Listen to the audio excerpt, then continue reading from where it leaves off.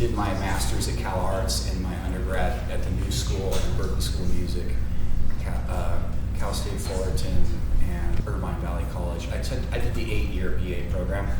If you're like me, I was playing a lot of gigs while I was trying to do my BA, and I ended up kept dropping out and playing gigs, and then realizing I did want to get a degree and going back. But it took me about 8 years, and then I got my BA from the New School in New York. And I lived there for about 7 years and played there professionally. And then I moved, before that I lived in Japan for about 6 years in Tokyo. After New York, I lived in LA for 6 years, and then I moved to Kansas City. So I've been there for so long now, 18 years or so. So that's my home. I've always been passionate about teaching. I love teaching.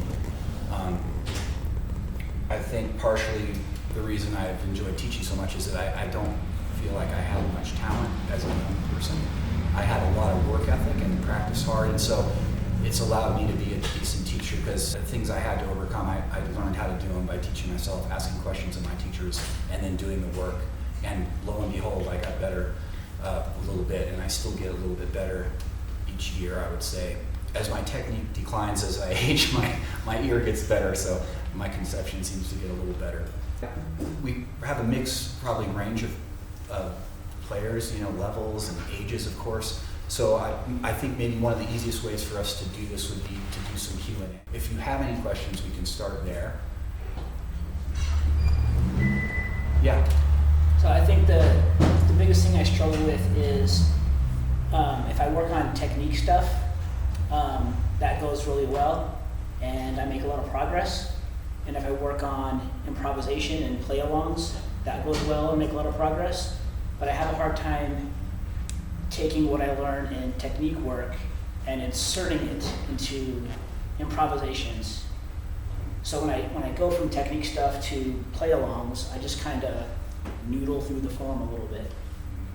And some of that, nice chromatic bebop technique I learned in the technique stuff doesn't make its way into my improvisation. One thing I can say is that trying to integrate your ear and your hands, let's say, is a lifetime goal. If you have perfect pitch, you might have the luxury of having connected with your hands intuitively from the very beginning when you started, but most of us, that's not the case. The majority of musicians don't have perfect pitch, which is kind of surprising when you think about it. So you have to come up with a way to kind of integrate your ear, train the ear on one hand so that you do hear things and audiate. And when I say audiate, I mean hearing melodies in your mind, and then learn how to connect with those melodies. And so sometimes we practice those things independently, and at a certain point they need to be kind of integrated. So for me, one of the easiest ways to integrate is to practice singing and playing. And I learned the method from two teachers. My freshman teacher was David Baker at IU.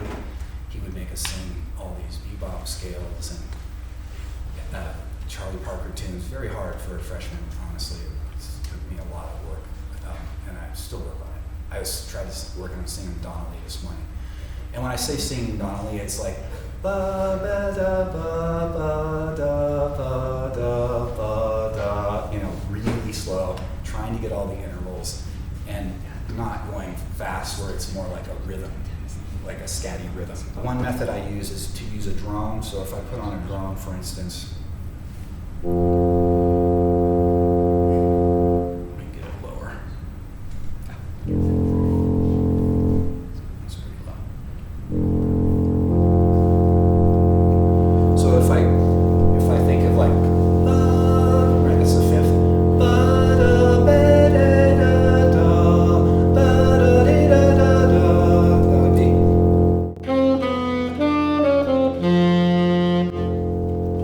So basically trying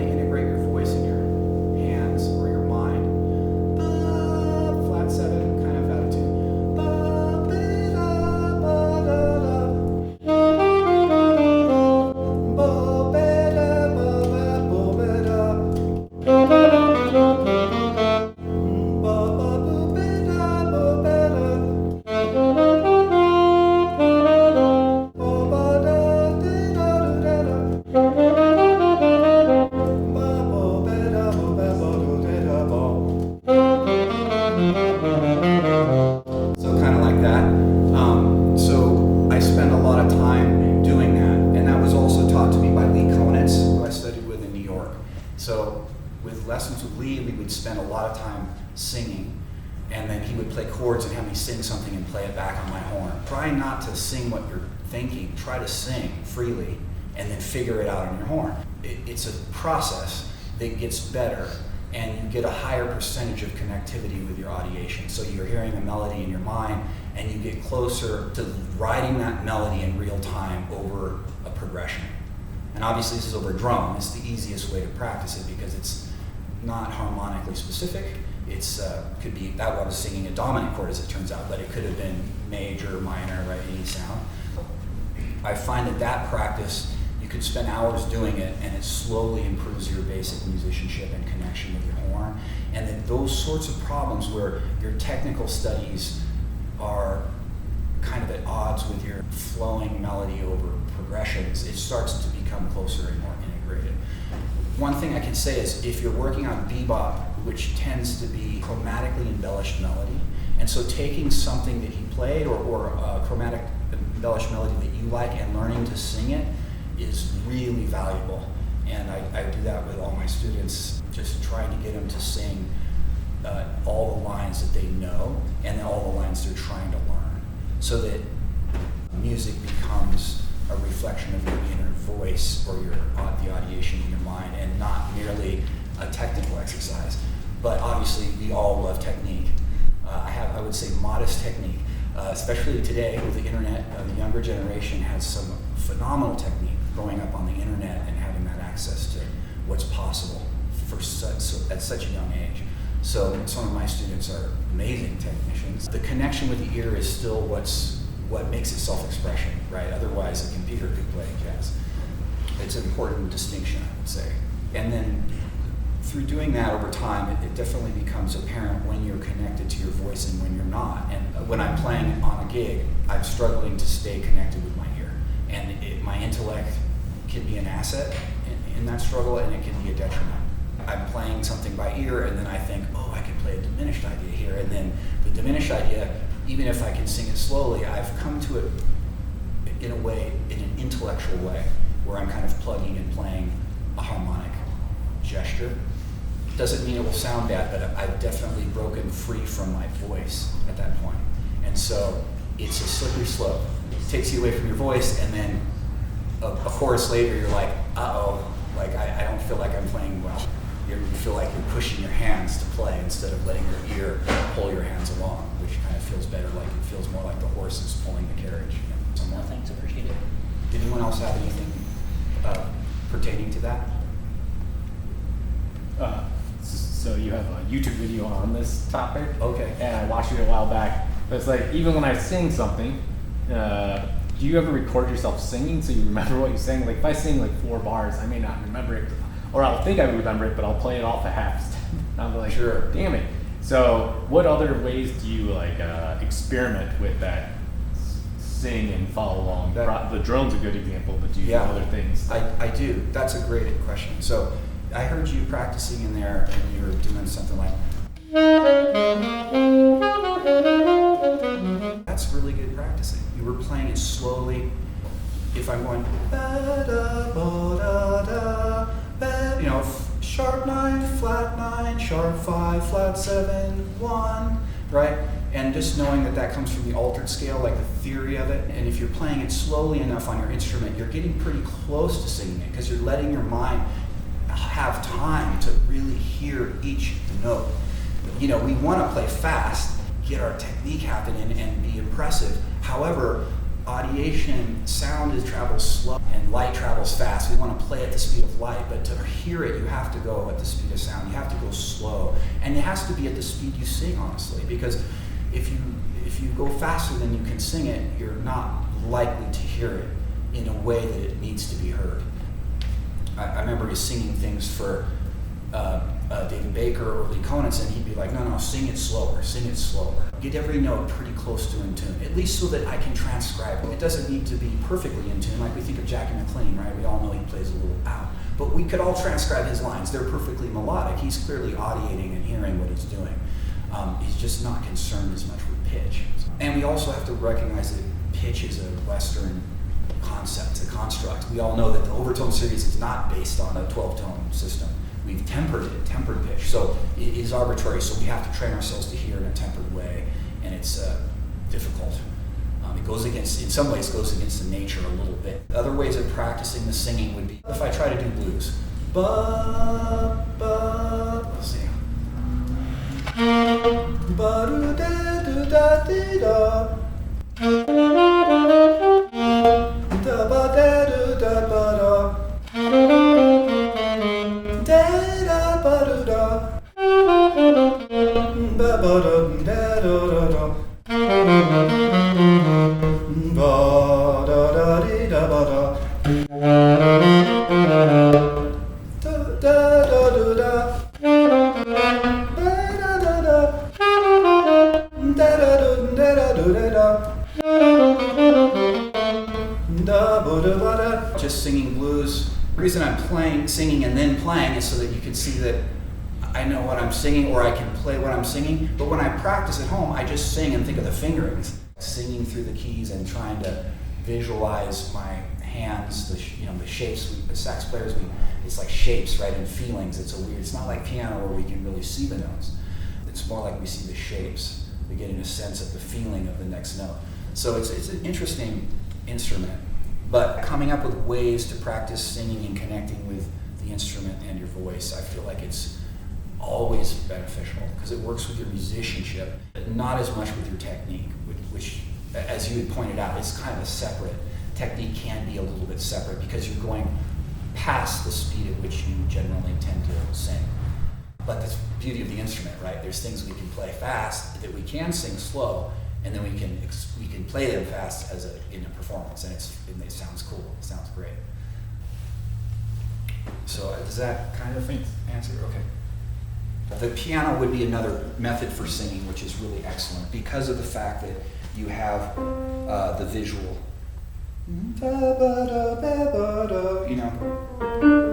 You can look at the notes and point and sing while you're pointing. And then when you can't hear the note, you can press it and be like, am I singing it right? Oh, I'm a little sharp, or I'm in the ballpark. I'm pretty close. So piano's great for that. The other thing is you can play the root of the chord that you're on while you're playing blues, or some standard that you're working on, and sing above the roots at a rubato tempo. I use iRealB a lot for this. The thing you can do with the app is put on blues, or you were playing Oleo, put on Oleo rhythm changes, and just try to sing over it. And loop section, loop the first 2 bars, and just get really good at singing over that. And what you realize is, rhythm changes, when you sing over it, isn't so hard. We think, rhythm changes, it's worse than giant steps. But it's actually easy when you sing over it. You start to realize, it is key centered. Everything in the key of B flat sounds pretty darn good over it. And of course, we can be more nuanced and get our secondary dominants and our leading tones, right, the thirds of the secondary dominants, or tritone subs, or substitutions and cycle, whatever we do. But in general, if you just sing over it, you tend to just sing nice diatonic melody. I heard Ethan Iverson describe it as folk melodies in the key of B flat, and I really like that. That's really what it is. It's like jazz folk melodies in the key of B flat. And if you study Miles is the master of that, right? Key-centered playing, he makes it sound hip. He uses his tone, his time, his phrasing. And when you transcribe, you're like, this is easy. I can play this. It's all just kind of in B flat. And then Train comes and plays every change and then some. And so, there's lots of ways to play rhythm changes, but I always tell my students to start the way Miles plays it, because it's going to sound good, it's going to be easier, and it's going to teach you about what diatonic playing means and how to make it sound good. And then slowly start introducing some of the vertical passing diminished chords and secondary dominants like Sonny Stitt does and Coltrane does, and the people we think more of as bebop or post-bop, modern. I would encourage everyone to play some piano, just enough so you can play chords, thirds and sevens. I studied with a bass player in New York, Ben Street, and all he had me do is play thirds and sevens. Just like that, just thirds and sevens on all the things you are. And he would have me do that and then try to sing the melody. So I'm not talking about crazy piano skills, I'm just talking about basics. It's like basics, thirds and sevens and root. And then being able to voice chord, altered chord, just knowing some 1, 3, sharp 5, flat 7, sharp 9, sharp 11, just like some basic voicings for chords, or 13, flat 9. Some basic chord voicings. All that stuff is so easy to find on the internet, right? Mark Levine's book is how I learned it all. I kind of like referencing stuff from the 50s and 60s, which is when the heyday of jazz, when Miles Davis is playing 7 nights a week for years. Like, that's just not a thing for any of us, right? We're lucky if we get 2 or 3 gigs a week. It's like, woo, this week's great. That whole 20 years, they're playing almost every night. It's really hard to beat that. You know, those recordings of Cannonball and Train and Bill Evans, that band, right? It's like that stuff is hard to put down. You can listen to it for the rest of your life. At least I haven't reached it into it. I always will come back to Kind of Blue. And now they've got some releases of that band touring, some bootlegs of that band. It's amazing to hear Train play some of the same exact solos, phrases from the same solo from the album, and realize how much he worked out. It's like a really insightful way to understand how hard he worked. A lot of worked out material, and then played really wonderfully. Yeah. How important is transcribing then? I do a little bit of like Miles Davis and I guess Paul Desmond because it's easy. Yeah, Paul's great. But like I can't even imagine trying to transcribe John Coltrane. I can't even hear that fast, much less replicate it and build measure by measure till I have even a phrase. Yeah, so one thing I would say is you just transcribe at the level you're at. I just love transcribing things that catch my interest. When I was younger, I did it more dogmatically because I was an assignment. You know, learning Dexter, I remember doing Cheesecake. You know, I did a lot of the classic ones, a bunch of Hank Mobley solos. They're easy to hear, they sound great, they swing hard. Now that I'm older, I transcribe literally little ideas, and I just did a Train idea that was super easy from a So What solo, and I get drawn to that. And so I find these little things, and I usually write them down so I can teach them to my students and archive them. And if I really like them, I'll start playing them through the keys and really try to bring them into my vocabulary. I sing them over and over, sing them and sing them, play them and play them. And it takes forever, but after about a year, if you really stick with it every day or throughout the week for a year, you start putting them into solos. Intuitively, not plug and play, but like you actually start hearing it ahead of time and you're like, oh, you know. And by that time, you almost forget that that's what it is. Once it's integrated into your voice, you forget that you got it from Train. I started with Bird. That was my first album, was a vinyl, Charlie Parker. Transcribing should be done out of the joy of discovery. If you're doing it, to learn to do it at a certain age when you're young, you do have to learn how to do it, and you know you've probably done it. Did you learn Oleo by ear? Yeah, no. From the album? Yeah. Yeah, so you get it. You just have to get one note at a time, right? And then since you're doing it now as a young person, you're going to be really good at it. I learned it. I started transcribing pretty late, I would say, in that I started working out of the Omni book with my first teacher, and so he didn't have me transcribing those things. I was reading them. But I came from a culture of reading. You know, I grew up in concert band, you know, and I didn't have jazz band until junior high, 7th grade. And so by the time I started doing ear training, I had already gotten to high school, and then I started transcribing a little bit. But it was always kind of what you were saying, just little phrases, you know, nothing too flashy. And I had all these solos, like Cannonball solos, where I would have all these lines, and then there'd be a section with a question mark where the 4 bars of like he's playing double time. I can only get like the first note, and it was before we had the amazing slow downer. I'm like literally putting it to 78, like, and it's down like down an octave or something more than that. So like trying to figure it out that way, it was just impossible. My ear wasn't good enough yet. So now we can slow it down and really train your ear quickly. That's a great thing. I don't think there's anything wrong with that. And I don't think there's anything wrong learning from sight. You know, if you learn to sing it, like the thing I do with my students is they've learning from a written transcription, I just have them learn to sing it. And that takes a long time. But that's how Lee learned. Tristano had Lee sing solos, like Mr. Young solos, and they had to sing the whole solo before they were allowed to play it on their instrument. And he was meticulous about all the notes.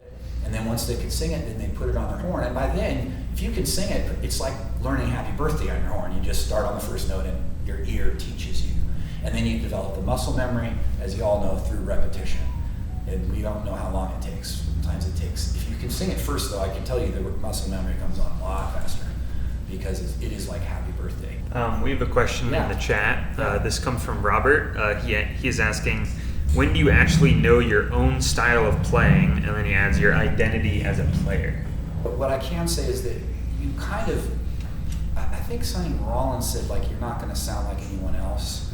It's like everyone's saying, it's so true. You're just not going to sound like anyone else. It's just like our use of language, right? We all speak the language and communicate, but we all have our own voices. If I become friends with all you, I can close my eyes and when you speak, I'll know who it is. You know, it's like, that's the voice, right? And it's the same with saxophone or jazz. We all have our own voice. We just have to find our voice. And finding the voice means literally connecting with your singing voice. If you work on, you're connecting with your singing voice, you are actively trying to find your voice. And it will be unique. You'll be drawn to certain things, you'll want to play certain ways, you'll hear certain melodies, and yes, they'll all be from this basic language we call jazz, which we all speak, but it will be different. Your use of it will be different. It's a little bit more like poetry, I would say, than it is regular book writing. It's more like poetry because there's more emotion in it, potentially. And it's more abstract, like poetry is. When you're connecting with your voice, it does have a sound to it. There's a quality to the tone that sounds alive, and when you're not, there's a quality that sounds less alive. It does sound more mechanical, and I recognize it in myself mostly. When I'm playing well, I'm connected with my voice, and I'm like, oh yeah, I actually like it, which is rare for us, right? As musicians, we can't stand listening to ourselves because we're critical and we have good ears and we know what our potential is, and we know when we've played well, we compare ourselves to all the greats. But if you're connecting with your voice, it's a weird thing because suddenly you're like, no, that's good because that's exactly what I heard and I'm playing it. Well, how could it be wrong? There's nothing wrong with it. It may not be super flashy, but it's at least honest. Like you said, Paul Desmond, I mean, that's what makes Paul so amazing. Talk about connecting with his voice, right? It's like he plays by ear to a fault. Sometimes he sounds like he's playing modally over stuff. He's so connected to his ear. And I feel like if he can't hear something, and it'll just become more general. And then when he hears real specifically, like I'm thinking of this solo on Winter Song with Chet Baker and Jerry Mulligan, man, that solo is so brilliant. It's like all these sequential ideas. I mean, his ear is just like locked in. All y'all here probably can play Paul Desmond solos. It's not technically hard, it's just beautiful. So he's a really good person to transcribe. A friend of mine, Ron Stout, who's an LA trumpet player who I've worked with a lot, who was one of my mentors, he's older than me. He used to say whenever he was in a slump and feeling depressed or back down, he would transcribe Paul Desmond, and it would elevate him because he's like, this is easy and it sounds good, you know. So it makes sense that he became so well known. And then I did mention Chet, right? Chet Baker apparently, I don't know how true this is, but could barely read changes or music, and could play giant steps by ear. I mean, that's a crazy good ear, you know.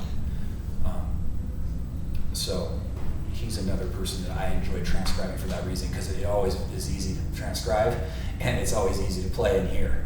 It makes sense. More technically and more intellectual players sometimes have another layer of interest that can be really stimulating as well. You know, thinking players like Train, who's thinking of, you know, substitutions. Like, right, when you transcribe some of that stuff on where he's playing fast stuff and he's playing the tritonic system over impressions, that's like, sounds cool. And it's he does it over a bunch of tunes that where those changes aren't actually there. He's just playing them.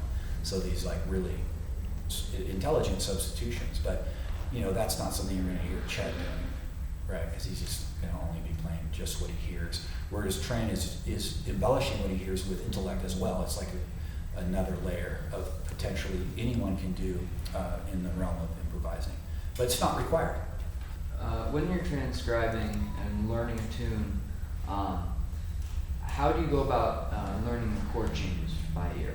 Okay, that's a great question. I would say the method I use is I've kind of canonized it because of the new apps. I take the iRealB and I do 2 passes at slow, like 60, usually no more than 60. On the first pass, and I record myself. So I play the melody, and then I play the roots of the song, and then I stop the recording, and then I sing along to that. So I sing the chorus, first chorus I sing the melody, and the second chorus I sing the root motion. So that's exactly how I do it. And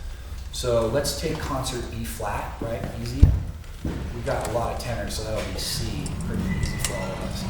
And then one thing to recognize is that oftentimes we forget that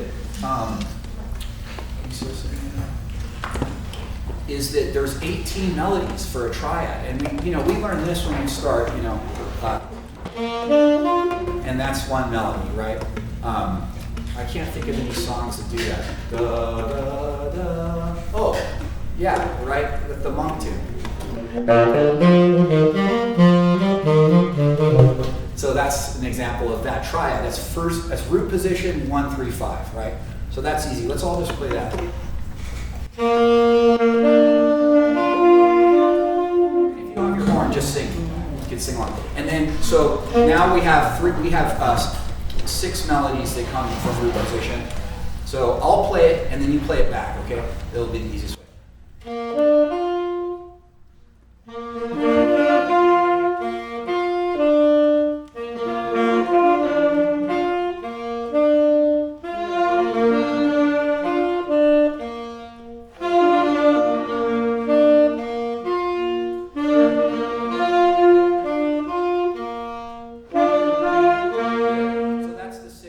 Triadic melodies in root position. Now we've got first inversion.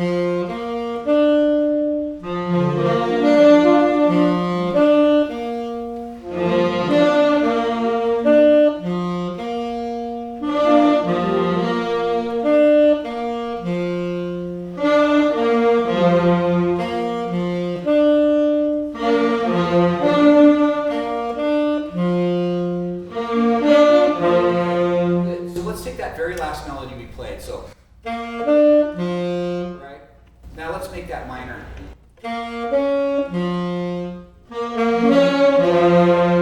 So here's a cool thing about 2 5s, for instance. If you take the 2 chord and then when you get to the end of the note, the last note of the 2 chord, this is a 2 chord, right, in a 2-5-1, this concert B flat minor, and we just go down a half step. I'll play that.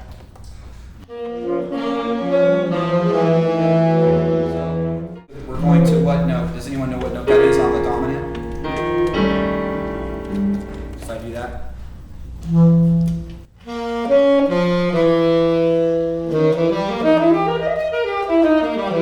It's the flat 9, right?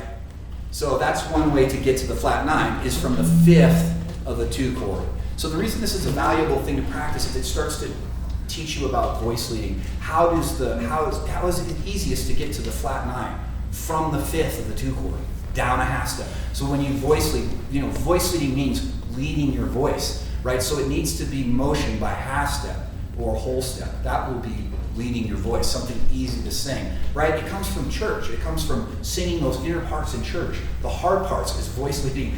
The hardest part is leaping on the inside the voice is leaping, right? That's the hard stuff. So if you are leaping within the triad part, it's easy because triads are easy, especially minor and major. So if I'm going like up, so that would be second inversion. Try that. So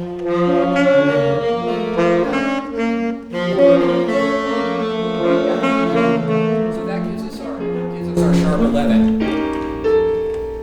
Right? So the sharp 11, when I do that, comes from the root, down a half step from the root of the 2 chord. Does that make sense?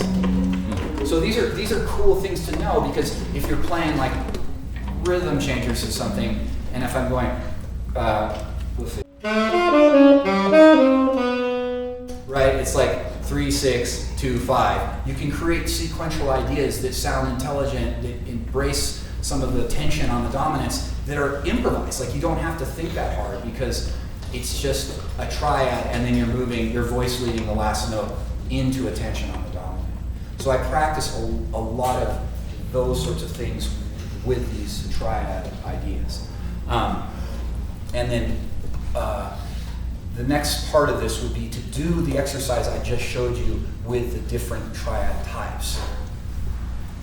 We could go through that, but I think you understand it.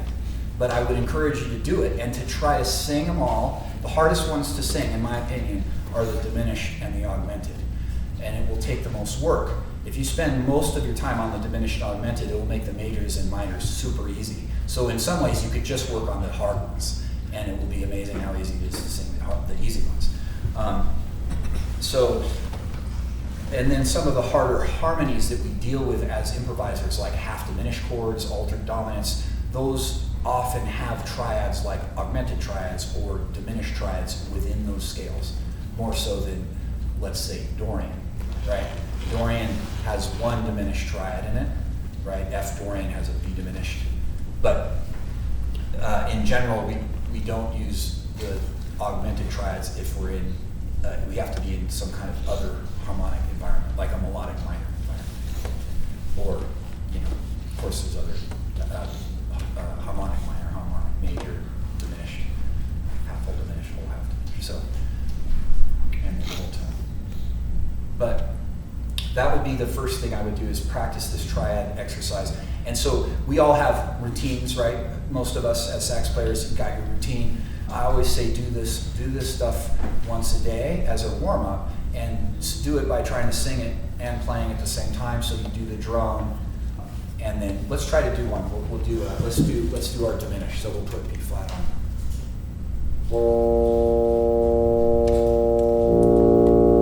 Okay, let's try it. We'll play it once and then we'll sing it back.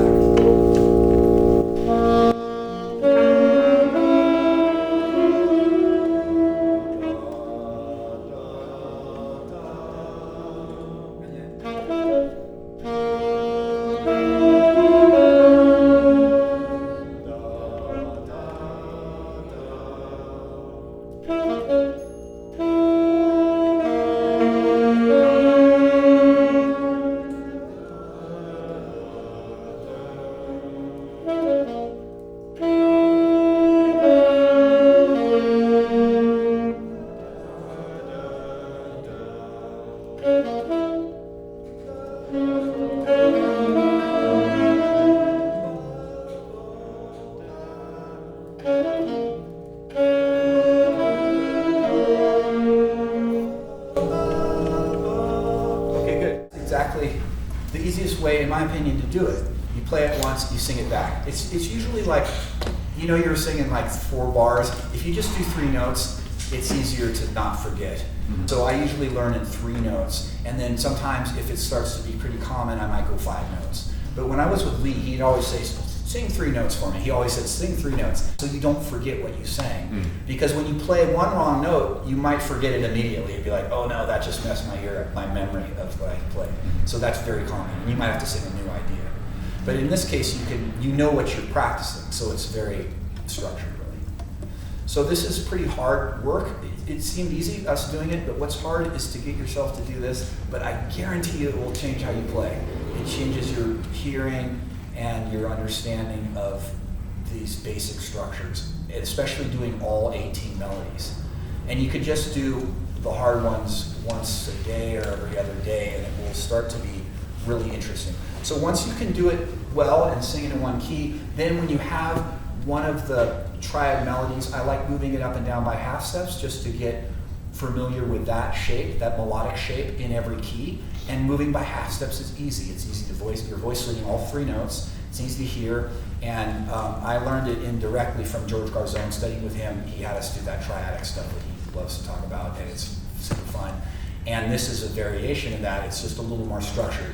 Garzone would have us improvise freely with ascending and descending triads by half steps. This is more like taking one melody and moving it by half steps. So a little more regimented, but it will absolutely help you do Garzone's thing better, for sure, because you'll get good at all 18 melodies moving by half steps. So let's try that with one. Let's try one. So this melody. So 5-3-1 in second inversion.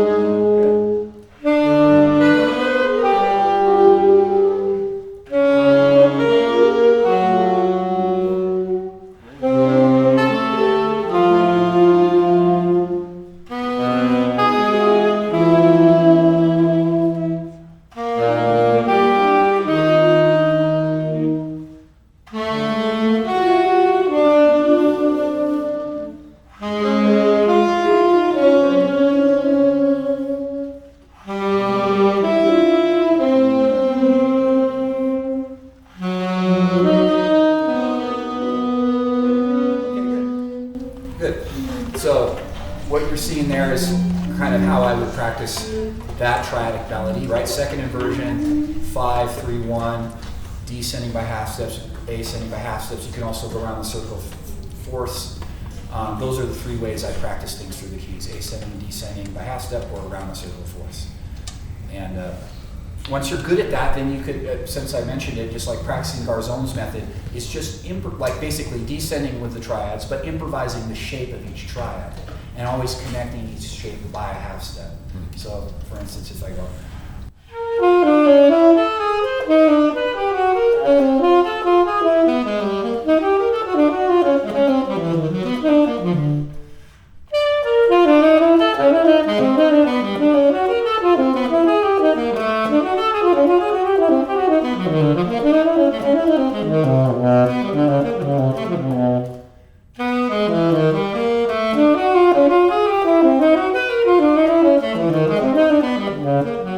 So just kind of moving down by half steps and playing the triads, and then using half steps to link the triads. And sometimes if you're going from, for instance, there's a couple places where if you're not going down a half step between the triads, you can move by half steps to the next voice. For instance, if I'm going.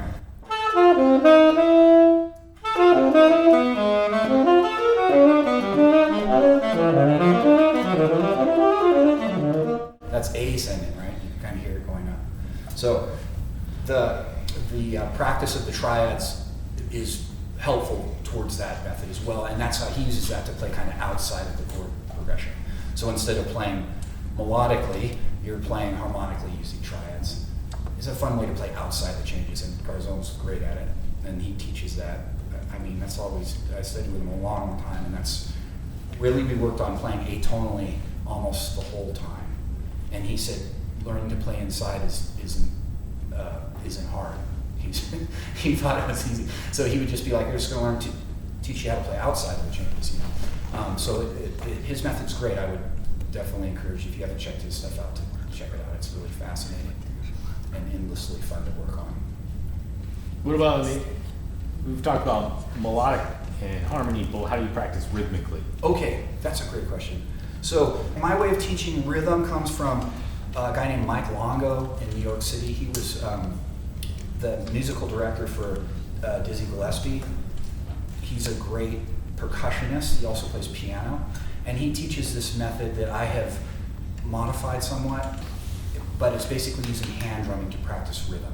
And so just like we practice ear training through singing, you practice rhythm through drumming.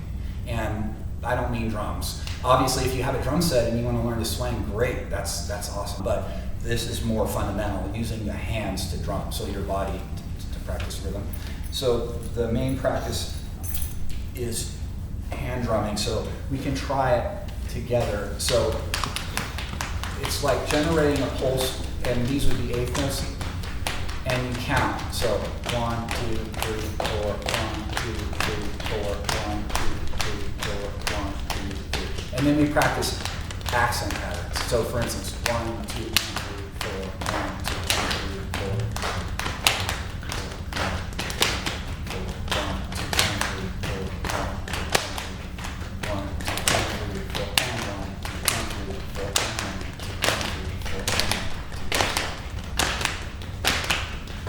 4. Okay, so as soon as you put that feels like a groove, right? As soon as you put some accents in, you start to get the feeling of groove. And groove is how eighth notes need to feel. A swing eighth note, to me, is more about an accented eighth note. An accent, and then the accent allowing a lope to happen. So instead of thinking of it as dut, dut, dut, dut, dut, overly swingy sort of thing, thinking of it as the accent pattern and then relaxing into that so that you can let it look like a heartbeat. To me, that is how eighth notes swing. And that's what, when you study like Cuban music, that's what they say is swing. They say it's swing too, but it's the swing is literally a physical feeling in the body of like speeding up and slowing down and kind of whipping into the accent with your hands. And so feeling that is, to me, how to practice getting good eighth note feel.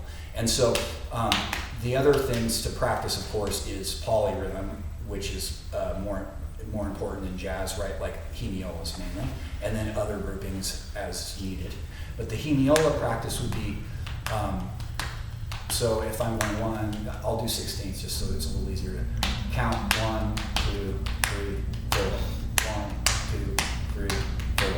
1, 2, 3, 4. 1, 2, 3, 4. 1, 2, 3, 4. 1, 2, 3, 4.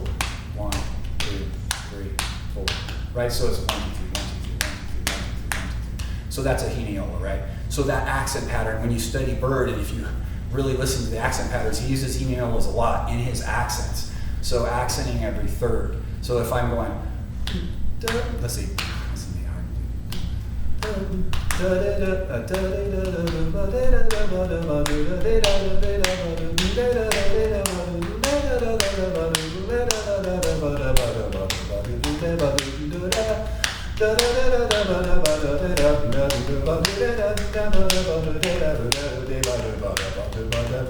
So I'm trying to do rhythm changes, but just like while I'm doing rhythm, trying to accent every third, right? The hemiola feel behind eighth notes. So to me, that's one of the best ways to practice. The reason you count while you do it is because if you're doing an accent pattern, if I go 1, 2, 3, 1, 2, 3, it sounds like 3, right? So you have to feel the 1, 2, 3, or 7, I'm doing triplets now, sorry. 1, 2, 3, 4, 1, 2, let's see. Now I'm hearing triplets, sorry. 1, 2, 3, 4, 1, 2, 3, 4, 1, 2, 3, 4, 1. And then working on groupings other than 3. So if I do 5, 1, 2, 3, 4, 1, 2, 3, 4, 1, 2, 3, 4, 1, 2, 3, 4, 1, 2, 3, 4, 1, 2, 3, 4, 1, 2, 3, 4, 1, 2, 3, 4, 1, 2. So that's 7, right? 1, 2, 3, 4, 5, 6, 7, 8, 9, 10, 11. So those methods are how I teach rhythm and how I practice rhythm. And then you do the same thing in triplets. So we could try triplets. Let's try that together. So just triplets. 2, 3, 4, 1, 2, 3, 4. Now if we just accent our right hand, we get groupings of 4. 1, 2, 3, 4. 1, 2, 3, 4. 1, 2, 3, 4. 1, 2, 3, 4. 1, 2, 3, 4. 1, 2, 3, 4. Triplet, triplet, triplet, triplet. 1, 2, 3, 4. 1, 2, 3, 4. 1, 2, 3, 4. 1, 2, 3, 4. So that's a super important rhythm too. Triplets grouped in 4. So the way this is, the way Mike Longo teaches this is through Bembe rhythm, which is from Africa, from Ghana, and Bembe is like.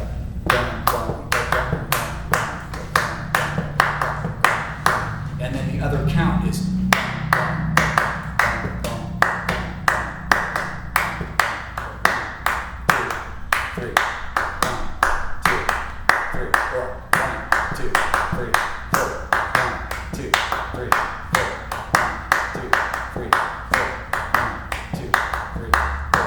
So those two feels are going on at the same time when you study music from Ghana. That's what when I did my master's, I had to do that for 2 years. So it's really great for your rhythm. It's great for your sense of jazz rhythm because jazz rhythm comes from that basic hemiola, which is 3 and 4 or 6 and 8. You know, any sort of 3/4 relationship or 3/2 even.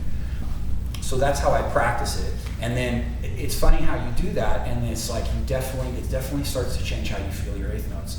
And then because your ear is trained by your body, like your voice, which is part of your body, trains your mind's ear, your drumming body teaches your feel, and it changes how you play the horn. So that's how I work on it. And then taking that exact concept to the horn, so if you're playing over a tune, trying to play dotted quarter notes over the whole tune as a way of working on a very simple understanding of 3/4, just playing dotted quarter notes over 4/4 for the whole tune. Or dotted quarter would be 5. A quarter, dotted quarter is 7. So just doing those simple rhythms over the form of the standard will really help. You learn all your anticipations and suspensions rhythmically by doing that. And it helps you navigate changes while thinking of rhythm, which is another way to improvise, right? Putting rhythm first in your order of importance. Instead of dissociating melody, now you're thinking from rhythm, and then you try to fill the rhythm in using intellect to an extent, and your ear. It's like kind of both things. But yeah, those are really fun things to practice, I think. And if you do it for like an afternoon and then go to a gig, it's like you play totally different. It's like it definitely informs your improvisation. You just improvise differently when you focus on rhythm for an afternoon. Just like I'm sure you've all done, like if you do like long tones for the whole afternoon and go to a gig, it's like your sound is so much better than usual, and it changes how you play the gig. Like every note has more meaning, and it's easy to connect to the notes. So yeah, ways of practicing are so fun to experiment with and to see how they affect you on the gig. Does it help my playing? Does it hinder it? For me, the worst thing to do before a gig is to actually play. I need to do like restricted things, like simple triad exercises, rhythm exercises, maybe transcribing a little bit. But if I just sit there and jam, when I get to the gig, it's like I have no restraint. And then I feel like if I don't have restraint, it's really hard to pace a solo and to like get into a nice flow that feels really nice. And to shape the solo, like to make it arc. But yeah, I mean, you just learn the hard way with that sort of thing, like playing all day and then going to the gig and it's like you're worn out or something emotionally. Is there a way you practice developing an arc? So you've used the words musicianship and voice, and I was thinking about like, well, what is it that makes a solo not just a bunch of ideas that might be sung, but something that has a shape or an arc, as you just said. Yeah. So like, and there's one part concept, but one part like application. So how do you go from like concept of that to applying that in the practice room to play along? I think it's such a good question. I mean, there's some solos when I listen back, I'm like, wow, every line sounded fine, and yet there was no arc, and it's just kind of boring because it ends up, even if what you're playing is like Michael Brecker level excitement, it doesn't mean that like doing that for the whole solo it doesn't have an impact, right? It needs to go somewhere. I mean, he was great at that. But there's a Mark Turner exercise. He has a video on this, which I think is wonderful. You do 3 choruses. The first chorus is half notes and whole notes and dotted halves, long notes. The second chorus is quarter notes at the most, and you can still do half notes and whole notes. And then the third chorus, you bring in eighth notes and triplets. And doing that is very good for your concept of density, so that you're basically training yourself over 3 choruses to go from simple to a little more complicated to most complicated. So I do that a lot with students and in my own practice, that variations of that, some kind of heavy restriction, a little less restriction, and then let the floodgates open. And that really helps. But restraint to me is the thing you need to practice the most, because when we're on the bandstand, restraint is the hardest part of that equation. We get adrenaline, right? I have adrenaline because I'm in front of all you talking, which is like not natural. And so when you're on the bandstand, you have to have ways to take that adrenaline and hold back. Don't overplay. There's a couple tricks. One is to play simply with long notes. So if I'm doing like a blues, if I go,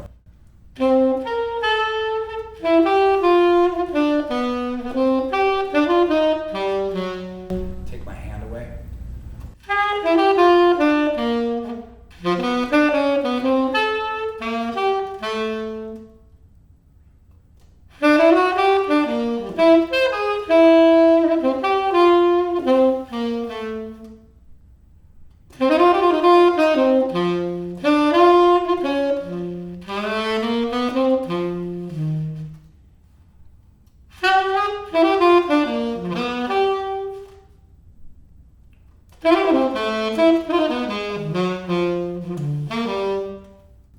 Just this, right? Take your hand away. That's a form of restraint. I learned it from Anthony Wilson. He's a guitar player from LA who I worked a lot with, and he would do that on his solos, and I asked him once, why do you take your hand off? He's like, oh, so I don't overplay, so I can play phrases. And I've tried to practice it. So that's one form of restraint I use. Another one is to play a line and then think a line. So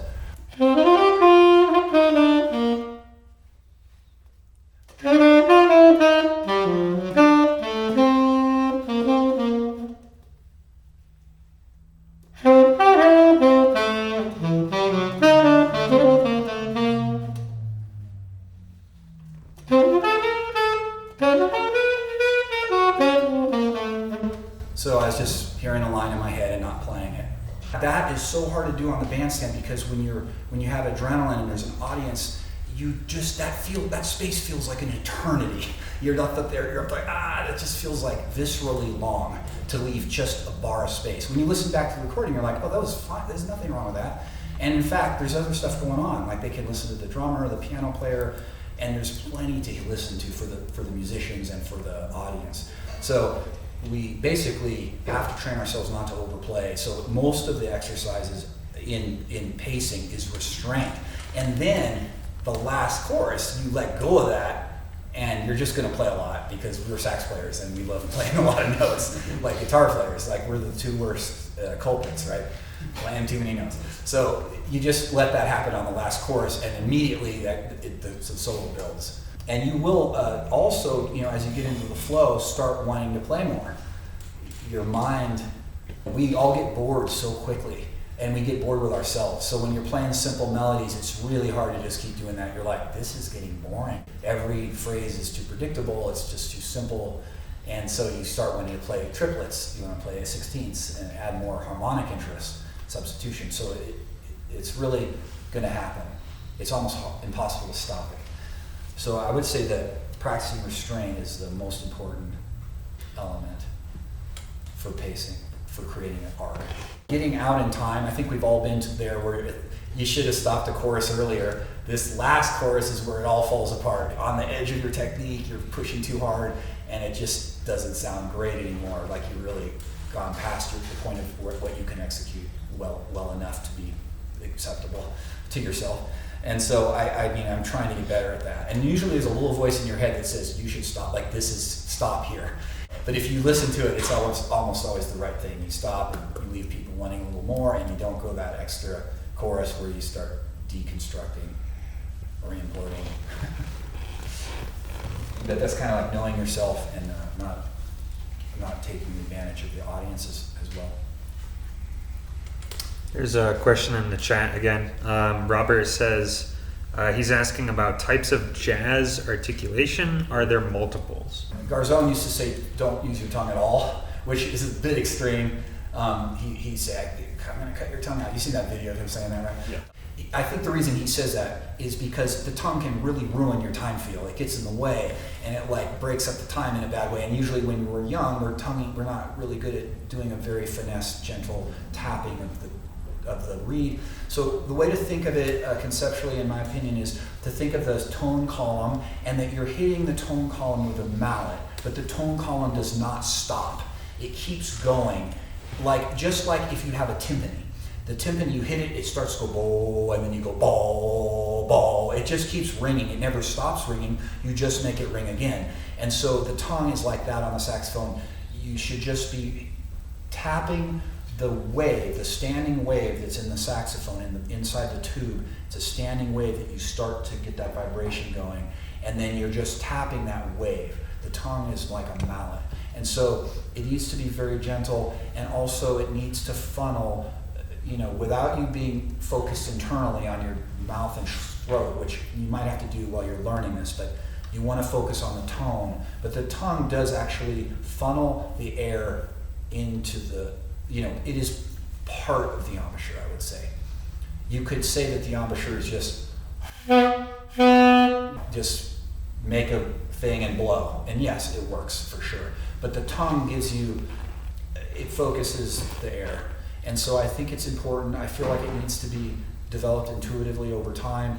Don't think too much internally, but have the tongue close and ready to use.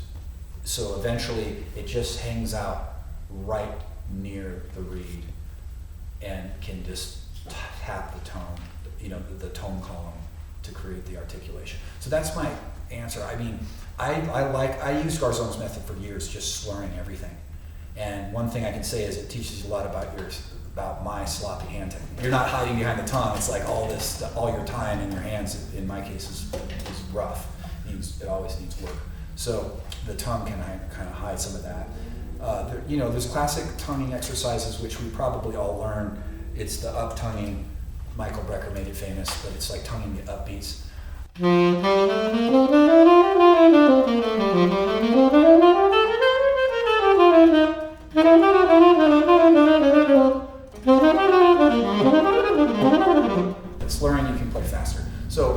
da da da da da da da da da, right? Do da da da da da da da, just doing that.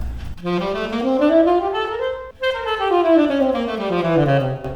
da da da da da, just tonguing the upbeats, and it's supposed to create an accent on the upbeat, which is kind of what I was saying with the drumming thing. It's accent on the upbeat, so da da da da da da da da da, 1, 2, 3, 4, 1, 2, 3, 4, so like that. It's a little mechanical, and obviously I'm not great at it. I don't practice it anymore, but it is a really standardized way of practicing eighth notes. Up tonguing. I think all those classical teachers have the best methods for practicing tonguing. You know, slur 2, tongue 2, tongue 3, slur 2. I mean, all that stuff is great. It's like acrobatics for your articulation.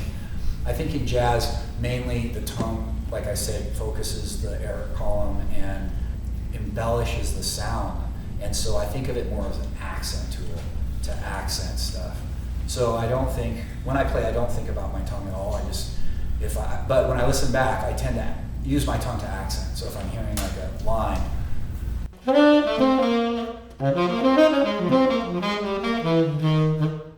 I'm just tonguing wherever I tongue. I'm not thinking about it, but it tends to be accents.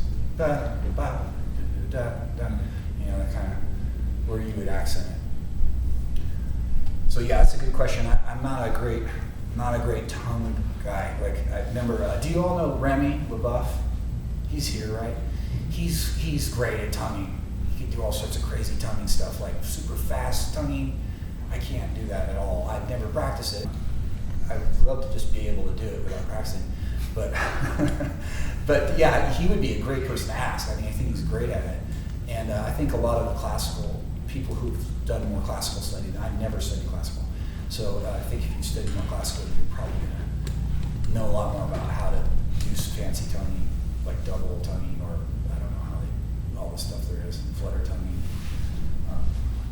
You, just as an extension to this question, because I recently was considering that the tongue as articulation does not have to be the only way to accent. I had falsely put them like married together, that to accent meant to tongue. Yeah. And so I was just curious about other accenting ideas or approaches. Yeah. So Garzon, I asked the same thing to Garzon, like if we're not tonguing, how are we accenting? He just said breath accent. So like going.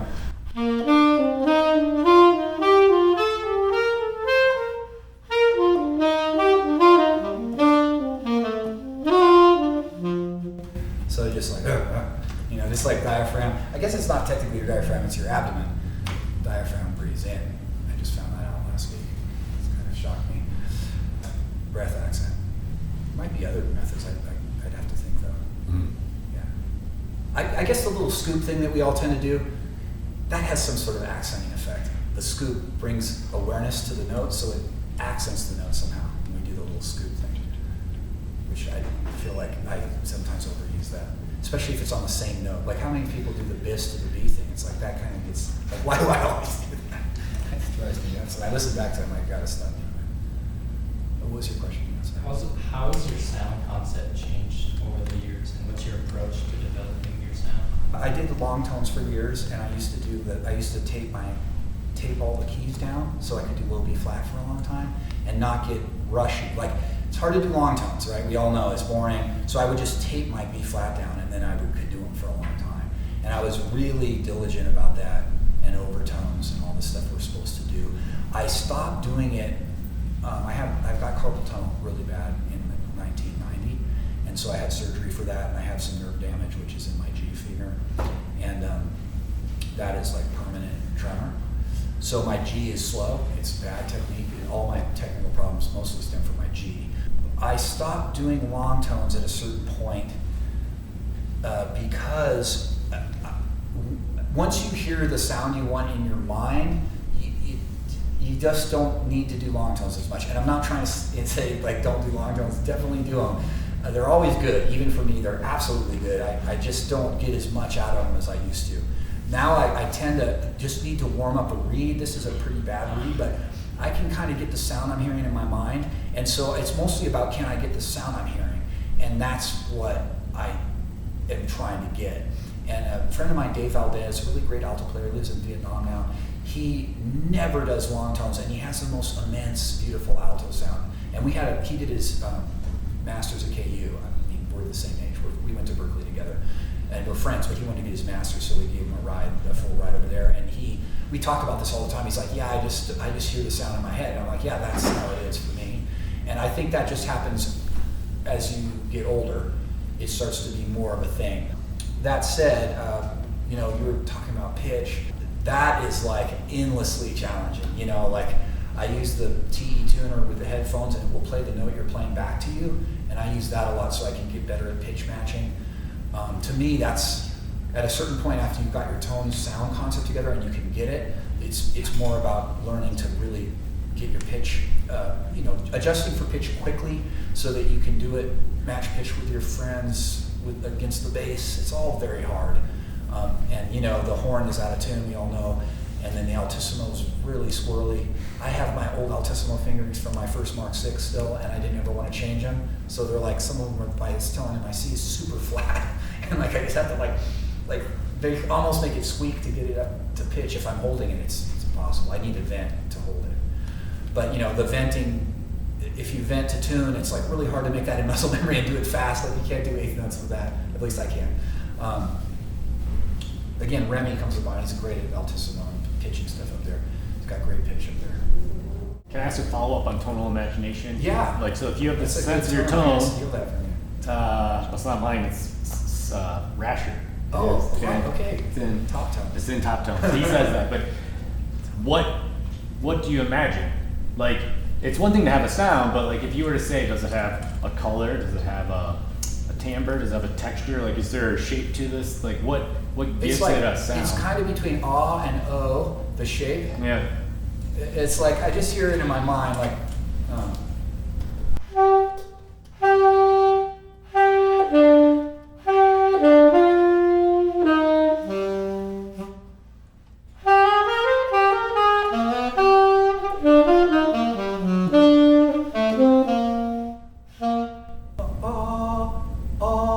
some of them are more O, because some of the notes sound more O-y. I don't know how to. It's a good question. It's audiation. It's definitely like a sound you hear in your mind. It's also I'm striving for it, but it's never exactly right. So like when I got to play Roy's Mark VI, that one, I was like, man, that thing sounds better. Like when I try to get my sound on that, it's just immediately better. I'm like, that's a better tone. Like, obviously better. So, but it's also $14,000. So, but I mean, it's kind of worth it, to get a little better tone. At my age, to get a little bit like 5% better tone is probably worth it. But yeah, my wife would kill me. But yeah, I think the aural imagination. What do you call it? Tonal Tonal imagination. imagination. Yeah, I think it's like I strive for a certain sound and I can't quite get it, but I strive for it, and it tells me something about my tone column, like what to do. Like, oh, it needs to be more like yawning. It kind of feels physically like a little more of a yawning, like you're popping your ears. Not that I'm doing that in my throat or anything, but it has that feeling about it, like getting the tone to open up from underneath. I don't know how to say it. And I always say, don't think about your throat and your mouth too much. You do, at a certain point, you do think about that stuff in learning saxophone, but at a certain point, you need to focus on the tone and let the tone teach the body. Like, this is the tone, and the body adapts to get the sound. If you keep thinking internally, it just doesn't work as well. It's another form of kind of putting the cart in front of a horse. Not to say you don't look internally. You do need to look internally to fix things, right? All the stuff from the diaphragm to the embouchure needs to be addressed at some point, but it needs to be naturalized. It needs to be second nature, and then it becomes about the sound. So I would say when I play any horn, I'm still trying to get the same sound basically, and any mouthpiece. And so you end up going towards mouthpieces and horns that tend to let you get that the easiest, I think. My tone concept has gotten brighter as I've aged. I used to really want it super dark, and I think my ears have I've lost hearing, and now it needs to be brighter for me to hear the timbre in it that I'm looking for. So I definitely, when I'm mixing, I'm like, can you bring up the mid-highs a little more? You know, it's like, it's too dark. And then I listen to my old albums, I'm like, why did I mix it so dark? It's like so dark. It's like crazy. But I really did like it back when I was younger. And I think because I could hear so much better in the treble, I could really find those overtones, and now I can. So it might be, that's definitely changed. I think it's common as you age to start needing more highs in your ears. I went through a long time when I was studying Lee and like living Warren Marsh, and those guys have pretty dark sounds. Like Warren has got a pretty dark, rich sound, and I was really trying to emulate that for a certain point in my early 30s. That might have had something to do with it too. Yeah. What's your approach to voicing for bending notes? That is a good question. That is something I don't do a ton. I would say I do a little bit, pretty subtly. I usually do key bends, like I said, that bis thing.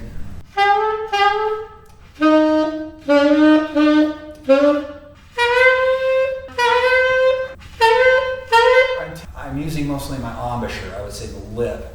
Obviously that creates back pressure on your throat, and it does feel like there's some throat activity happening. But I'm thinking mostly about the sound. How can I get it to go dwa, a little bend. I don't do too much bending compared to some. I do those little glisses mostly, and then the beginning of the gliss might start with a little bit of a lowering of the pitch to bring it up. Dude, there's a great oboe player, classical oboe player from Chicago, who talks about singing with your voice and then trying to get that exact sound on your instrument and doing exactly what your throat and tone column does when you sing. I really like that because it really gives you a natural approach to go like,